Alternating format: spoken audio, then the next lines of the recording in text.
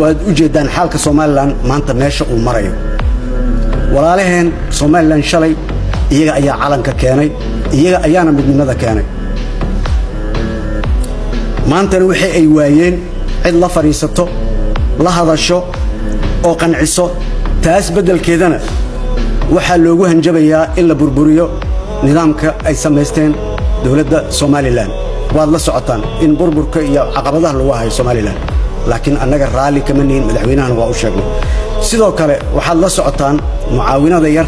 ee Soomaaliland loo soo marsiiyay dawladda dhexe in badana is hortaag lagu sameeyo intaas waxa u sii dheer dacayada raqiis ah oo madaxda dawladda ay markasta idaacadaha ka faafiyaan oo ku eedeeyaan Soomaaliland marka Soomaaliland waxaan halkan u sheegayaa inaan uga tacsiideynayo aragti la'aanta iyo faham la'aanta dawladda ee arrimaha Soomaaliland marka waxaan leeyahay hore u socda waana idin garab taaganahay